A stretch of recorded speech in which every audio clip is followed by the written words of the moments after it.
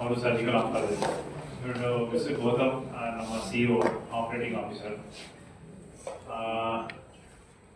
ಇವತ್ತಿಂದ ನೀವೆಲ್ಲ ಕರೆದಿರೋ ಕಾರಣ ನಿಮಗೆಲ್ಲ ಗೊತ್ತಿರೋಂಗೆ ಭಾರತ್ ಕ್ಯಾನ್ಸರ್ ಹಾಸ್ಪಿಟಲ್ ಸುಮಾರು 2024 ಡಿಸೆಂಬರ್ ಅಂದರೆ ಒಂದು ವರ್ಷ ಮುಂಚೆ ಮೈಸೂರಿನ ಅಡ್ವಾನ್ಸ್ಡ್ ಸರ್ಜಿಕಲ್ ಸಿಸ್ಟಮ್ ಅಂದರೆ ಡಾವಿನ್ಸಿ ರೋಬೋಟಿಕ್ ಸರ್ಜರಿ ಸಿಸ್ಟಮ್ ಪ್ರಥಮ ಬಾರಿಗೆ ಮೈಸೂರಿಗೆ ಸುತ್ತಮುತ್ತ ಜಿಲ್ಲೆಗೆ ಫಸ್ಟ್ ಟೈಮ್ ತಂದಿದ್ದೀವಿ. ಒಂದು ವರ್ಷದಲ್ಲಿ ನಾವು ಸುಮಾರು 150 ಸಕ್ಸಸ್ಫುಲ್ ಆಗಿ ರೋಬೋಟಿಕ್ ಸರ್ಜರೀಸ್ನ ಕಂಪ್ಲೀಟ್ ಮಾಡಿದ್ದೀವಿ. ಆ್ಯಂಡ್ ಒಂಥರ ಇದು ಏಳಿಗೆ ಅಂತ ಅಂದರೆ ನಮ್ಮ ಆಸ್ಪತ್ರೆ ಅಥವಾ ಸುತ್ತಮುತ್ತ ಆಸ್ಪತ್ರೆ ಅಥವಾ ಸುತ್ತಮುತ್ತ ಜಿಲ್ಲೆಗೆ ಒಂಥರ ಪ್ರೌಡ್ ಮೂಮೆಂಟ್. ನೀವೆಲ್ಲ ನೋಡಿರೋಂಗೆ we are living in artificial intelligence era. ಅಂದರೆ ನೀವೆಲ್ಲ ನೋಡಿರ್ತೀರ ಎಲ್ಲ ಕಡೆ AI ಬರ್ತಾ, ಈವನ್ ಇನ್ ಮೀಡಿಯಾದಲ್ಲೂ ತುಂಬ AI ಬರ್ತಾ ಇದೆ. You not sit and write ಎಲ್ಲ ChatGPT ಬಂದಿದೆ, ಆರ್ಟಿಫಿಷಿಯಲ್ ಇಂಟೆಲಿಜೆನ್ಸ್ ಬಂದಿದೆ, ರೋಬೋಟಿಕ್ ಸಿಸ್ಟಮ್ ಬಂದಿದೆ. ಇದರಾಲ್ ಯಾಕೆ ಅಡ್ವಾನ್ಸ್ ಆಗ್ತಾ ಇದೆ ಅಂದರೆ this are making our life easy. So ಆ ಒಂದು ಉದ್ದೇಶಕ್ಕೆ ನಾವು ಇದನ್ನ ಅಳವಡಿಸ್ಕೊತಾ ಇದ್ದೀವಿ. ಸುಮಾರು ಒಂದು 20 ವರ್ಷ ಮುಂಚೆ ಸರ್ಜಿಕಲ್ ಸಿಸ್ಟಮ್ ಹೇಗಿತ್ತು ಅಂದರೆ ತುಂಬ ದೊಡ್ಡ ಸರ್ಜರೀಸ್ ಆಗ್ತಾ ಇತ್ತು. ಹೊಟ್ಟೆ ಪೂರ್ತಿ ಕಟ್ ಮಾಡ್ತಾ ಇದ್ರಿ, ಎದೆ ಭಾಗ ಕಟ್ ಮಾಡ್ತಾ ಇದ್ರಿ. ಸೊ ಅದರಿಂದ ರಿಕವರಿ ಲೇಟ್ ಆಗ್ತಾ ಇತ್ತು, ಅಂದರೆ ಬ್ಲೀಡಿಂಗ್ ಜಾಸ್ತಿ ಆಗ್ತಾ ಇತ್ತು, ರಕ್ತಸ್ರಾವ ಜಾಸ್ತಿ ಆಗ್ತಾ ಇತ್ತು, ಟೆಕ್ನಾಲಜಿ ಇರಲಿಲ್ಲ.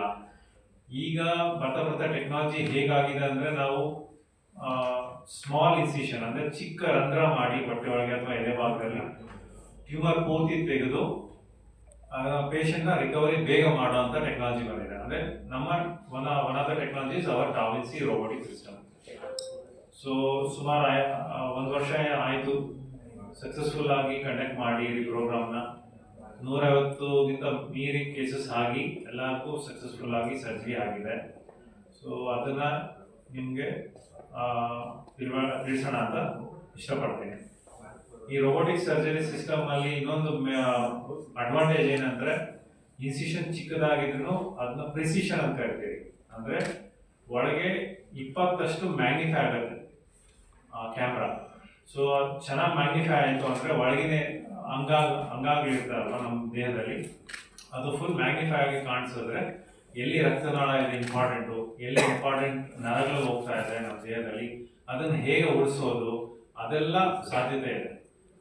ಆ ಪ್ರಿಸಿಷನಿಂದ ಸರ್ಜರಿ ಮಾಡಿದ್ರೆ ಬೇರೆ ಈಗ ದೇಹಕ್ಕೆ ಡ್ಯಾಮೇಜ್ ಆಗೋ ಚಾನ್ಸಸ್ ಕಡಿಮೆ, ರಿಕವರಿ ಬೇಗ ಆಗುತ್ತೆ.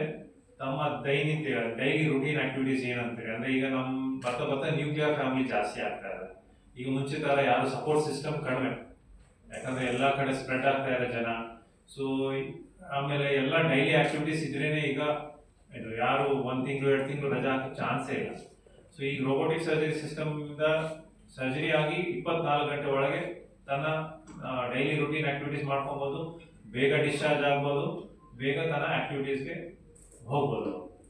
ಓಕೆ, ಸೊ ನೆಕ್ಸ್ಟ್ ನಮ್ಮ ರಕ್ಷಿತ್ ಅವರು ಮಾತಾಡ್ತಾರೆ. ಮುಖಾಂತರ ಹೋಗೋದ್ರಿಂದ ಇನ್ಫೆಕ್ಷನ್ ತುಂಬ ಕಡಿಮೆ. ಆಲ್ಮೋಸ್ಟ್ ನಾವು 100 ಕೇಸಲ್ಲಿ ಹಾರ್ಡ್ಲಿ ನಾಟ್ ಇವನ್ 1 ಕೇಸ್ ಮಾಡ್ತಾ ಇದ್ದೀವಿ. ಇವತ್ತೇ ಒಂದು 2 ಪೋಸ್ಟ್ ಆಫ್ ಪೇಷಂಟ್ ಬಂದಿದ್ರು. They are really happy. ನಾನು ಅನ್ಕೊಂಡೆ ನಿಮ್ಮ ಮುಂದೆ ಮಾತಾಡ್ಸೋಣ ಅಂತ, but due to personal reasons very income. But job displacement ಆಗಲ್ಲ? ಜಾಬ್ ಡೆಫಿನೆಟ್ಲಿ ಡಿಸ್ಪ್ಲೇಸ್ ಆಗಲ್ಲ, ಯಾಕಂದ್ರೆ ಇನ್ಸಿಷನ್ನೇ ಇರೋದಿಲ್ಲ. ಸ್ಮಾಲ್ ಅಂದರೆ ಈಗ ಟ್ಯೂಬೆಕ್ಟಮಿ ಮಾಡ್ಕೊಂತಾರಲ್ಲ, ಸ್ಮಾಲ್ ಟ್ಯೂಬೆಕ್ಟಮಿ ಮಕ್ಕಳಾದಂಥ ಆಪರೇಷನ್ ಅದೇ ಥರ ಇನ್ಸಿಷನ್ಸ್ ಇರುತ್ತೆ. ನೆಕ್ಸ್ಟ್ 1 ತಿಂಗಳಲ್ಲಿ ಗಾಯ ಕಾಣಿಸೋದೇ ಇಲ್ಲ. ಅವ್ರ ದಿನಚರಿ ಆಕ್ಟಿವಿಟೀಸಲ್ಲಿ ಏನೂ ಅಡಚಣೆನೇ ಬರೋದಿಲ್ಲ. ಸೊ ಅವರ ರುಟೀನ್ ಆಕ್ಟಿವಿಟೀಸ್ ಡಿಸ್ಟರ್ಬ್ ಆಗೋದಿಲ್ಲ, ಅದೊಂದೇ ಅಡ್ವಾಂಟೇಜ್. ಫೈನಲಿ ಟೈಮ್ ಇಸ್ ಮನಿ ಅಲ್ವಾ? ಯಾರು 1 ತಿಂಗಳು 2 ತಿಂಗಳು ಹಾಸ್ಪಿಟಲಲ್ಲಿ ಇದ್ದು ತನ್ನ ಡೈಲಿ ಆಕ್ಟಿವಿಟೀಸ್ ಮಾಡಲಿಲ್ಲ ಅಂದರೆ ಅವರ ಸೋಷಿಯೋ ಎಕನಾಮಿಕ್ ಸ್ಟೇಟಸ್ ತುಂಬ ಹೊಡ್ತಾ ಬೀಳುತ್ತೆ. ಈಗ ಬೇಗ ರಿಕವರಿ ಆಯಿತು ಅಂದರೆ ತನ್ನ ಕೆಲಸ ಶುರು ಮಾಡಿಕೊಂಡ್ರೆ it is like becoming normal. 150 ಕೇಸಲ್ಲಿ ಡಿಫ್ರೆಂಟ್ ಕೇಸು ಅದು ಒಂದೇ ಟೈಪ್ ಕೇಸ್? ಇಲ್ಲ, ಒಂದೇ ಟೈಪ್ ಇಲ್ಲ. ನಾವು ಮೇನ್ಲಿ ಕ್ಯಾನ್ಸರ್ ಹಾಸ್ಪಿಟಲ್ ಇರೋದ್ರಿಂದ ಎಲ್ಲ ಥರ ಕ್ಯಾನ್ಸರ್, ಈವನ್ ಬ್ರೆಸ್ಟ್ ಕ್ಯಾನ್ಸರ್ ಮಾಡ್ತೀವಿ, ಥೈರಾಯ್ಡ್ ಫಾರ್ ಎಕ್ಸಾಂಪಲ್. ಈಗ ಥೈರಾಯ್ಡ್ ಕ್ಯಾನ್ಸರ್ ಮಾಡಬೇಕಂದ್ರೆ ಕತ್ತಲ್ಲಿ ಗಾಯ ಕಾಣಿಸುತ್ತೆ. ಈಗ ಹೆಣ್ಮಕ್ಳಲ್ಲಿ ಆಗಲಿ ಅಥವಾ ಇದು ಅನ್ಮ್ಯಾರಿಡ್ ಪೀಪಲ್ ಆಯಿತು ಅಂದರೆ ಇದು ಸ್ಟಾರ್ ಇತ್ತು ಅಂದರೆ they will have that stigma. So ಈಗ ನಾವು ರೋಬೋಟಿಕ್ ಸಿಸ್ಟಮಲ್ಲಿ ಗಾಯ ಇಲ್ದಂಗೆ ಸರ್ಜರಿ ಮಾಡಿ, ಬ್ರೆಸ್ಟ್ ಕ್ಯಾನ್ಸರ್ ಸರ್ಜರಿ ಮಾಡಿದ್ವಿ, ಹೊಟ್ಟೆ, ಶ್ವಾಸಕೋಶ, ಪೆಲ್ವಿಸ್ ಎಲ್ಲ ಮನುಷ್ಯನ ದೇಹದಲ್ಲಿ ಯಾವ ಭಾಗ ಬೇಕಾದರೂ ರೋಬೋಟಿಕ್ ಸರ್ಜರಿಯಲ್ಲಿ ಮಾಡಿದ್ವಿ ನಾವು. ಮೇನ್ ಮಾಡಿರೋದೇ ಈ ಗರ್ಭಕೋಶ ಕ್ಯಾನ್ಸರು, ಕರುಳಿನ ಕ್ಯಾನ್ಸರು, ಹೊಟ್ಟೆ ಕ್ಯಾನ್ಸರು, ಅನ್ನನಾಳ ಕ್ಯಾನ್ಸರ್ ಮೇನ್ಲಿ. ಈ ಬ್ರೆಸ್ಟ್ ಕ್ಯಾನ್ಸರ್, ಥೈರಾಯ್ಡ್ ಕ್ಯಾನ್ಸರ್ ಸ್ವಲ್ಪ ಕಡಿಮೆ ಬಟ್ ಮಾಡಿರೋದು. ಈ 150 ಕೇಸಲ್ಲಿ ಕ್ರಿಟಿಕಲ್ ಅನಿಸುತ್ತೆ ಎಲ್ಲ ಆಲ್ಮೋಸ್ಟ್ ಕ್ಯಾನ್ಸರ್ ಕೇಸಸ್ ಸ್ವಲ್ಪ ಕ್ರಿಟಿಕಲ್ ಅಲ್ವಾ. ಸೊ ಸಕ್ಸಸ್ಫುಲಿ ಮಾಡಿರೋದಂದ್ರೆ ಲೈಕ್ ಸಿ ಫಾರ್ ಎಕ್ಸಾಂಪಲ್ ನಾವು ಓಪನ್ ಸರ್ಜರಿ ಮಾಡೋದು ನಮ್ಮ ಕಣ್ಣಲ್ಲಿ ಕಾಣಿಸೋದ್ರಿಂದ 20 ಟೈಮ್ಸ್ ಹೆಚ್ಚಾಗಿ ಫೋಕಸ್ ಆಗಿ ಮ್ಯಾಗ್ನಿಫೈ ಆಗಿ ಕಾಣಿಸುತ್ತೆ ರೋಬೋಟಿಕ್ ಸಿಸ್ಟಮ್ ಅಲ್ಲಿ.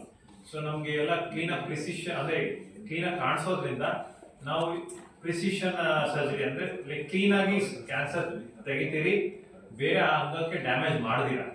ಸೊ ಆ ರೀತಿ ಮಾಡೋದ್ರಿಂದ ರಿಕವರಿ ಬೇಗ, ಪೇನ್ ಕಡಿಮೆ ಇರುತ್ತೆ, ಸೊ ಕಾಂಪ್ಲಿಕೇಶನ್ ಕಡಿಮೆ. ಈಗ ರೋಬೋಟಿಕ್ ಕ್ಯಾನ್ಸರ್ ಆದ ಪೇಷಂಟ್ ಎಷ್ಟು ದಿನದಲ್ಲಿ ರಿಕವರಿ ಆಗ್ಬೋದು ಸರ್ ಅವರು? One day recovery. ಮ್ಯಾನ್ಯುವಲ್ಗೂ ಇದಕ್ಕೂ ಏನು ವ್ಯತ್ಯಾಸ ಇರುತ್ತೆ? ಮ್ಯಾನ್ಯುಯಲಿ ಅಂದರೆ ನಾವು ಹೊಟ್ಟೆನ ಕಟ್ ಮಾಡಬೇಕಾಗತ್ತೆ, ಹೊಲಿಗೆ ಹಾಕ್ಬೇಕಾಗತ್ತೆ, ಪೇನ್ ಇರುತ್ತೆ, ಸೊ ನಡೆಯೋದಕ್ಕೆ ಕಷ್ಟ ಆಗುತ್ತೆ, ಭಾರ ಎತ್ತೋದಕ್ಕೆ ಆಗೋದಿಲ್ಲ. ಆಲ್ಮೋಸ್ಟ್ ನಾವು 3 months ಭಾರ ಎತ್ತಬೇಡಿ ಅಂತ ಕರಿತೀವಿ, ಯಾಕಂದ್ರೆ ಅದು ಹೀಲ್ ಆಗೋದಕ್ಕೆ 2-3 months ಬೇಕು. ಅದೇ ರೋಬೋಟಿಕ್ ಸರ್ಜರಿ ಕೀವಾಲ್ ಆಯಿತು ಅಂದರೆ ನೆಕ್ಸ್ಟ್ ಡೇನೇ ಅವ್ರು ಕೆಲಸ ಮಾಡ್ಕೊಬೋದು ಅಲ್ವಾ. ಯಾರನ್ನೂ ಡಿಪೆಂಡ್ ಆಗೋದು ಬೇಕಾಗಿಲ್ಲ. ಈಗಿನ ಕಾಲದಲ್ಲಿ ಯಾರು ಡಿಪೆಂಡ್ ಆಗಕ್ಕೆ ಇಷ್ಟಪಡ್ತಾರೆ ಅಲ್ವಾ.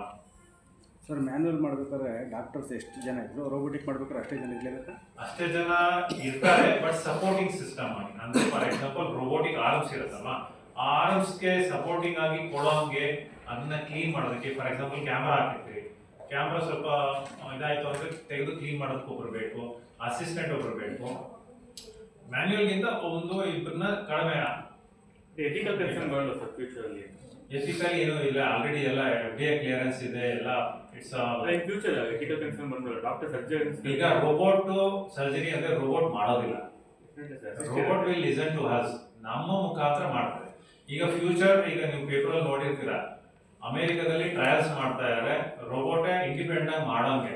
ಬಟ್ ಅದು ಬರೋದಕ್ಕಿಂತ ಫ್ಯೂಚರ್ 5 years ಆಗ್ಬೋದು, 10 years ಆಗ್ಬೋದು. ಈಗ ನೀವು ಪೇಪರಲ್ಲಿ ನೋಡಿರ್ತೀರ, ಚೈನಾದಿಂದ ಹಿಡಿದು ಬಾಂಬೆಯಲ್ಲಿ ಸರ್ಜರಿ ಮಾಡಿದ್ದಾರೆ. ಅಂದರೆ ಬಾಂಬೆ ರೋಬೋಟ್ ಇರುತ್ತೆ, ಸರ್ಜನ್ ಚೈನಾದಲ್ಲಿದ್ದಾರೆ. ಸೊ ಆ ಥರ ಟೆಲಿ ಸರ್ಜರಿ ಅಡ್ವಾಂಟೇಜ್ ಏನಂದರೆ, ಫಾರ್ ಎಕ್ಸಾಂಪಲ್ ಈಗ ಚಾಮರಾಜನಗರದಲ್ಲಿ ಆ ಸಿಸ್ಟಮ್ ಒಂದು ಇಟ್ಟಿರ್ತೀರಿ, ಆ ಎಕ್ಸ್ಪರ್ಟ್ ಇರೋದಿಲ್ಲ. ಈಗ ನಾನು ಇಲ್ಲಿ ಕೂತ್ಕೊಂಡು ಚಾಮರಾಜನಗರ ಇರೋ ಪೇಷಂಟ್ ಸರ್ಜರಿ ಮಾಡ್ಬೋದು, that we call tele surgery. So ಆ ಫೆಸಿಲಿಟೀಸ್ನ ಈಗ ಎಲ್ಲ ಭಾಗಕ್ಕೂ ತಲುಪಬೇಕಂತ ಒಂದು ಅಡ್ವಾಂಟೇಜ್ ಅಲ್ವಾ. ಈಗ ನೀವು ನೋಡಿರ್ತೀರ ಇಲಾನ್ ಮಸ್ಕ್ ಎಲ್ಲ ರೋಬೋಟಿಕ್ ಸಿಸ್ಟಮ್ ತರ್ತಾ ಇದ್ದಾರೆ, ಎಲ್ಲ ಜನಕ್ಕೆ ಹೆಲ್ಪ್ ಆಗಬೇಕು ಅಂತ.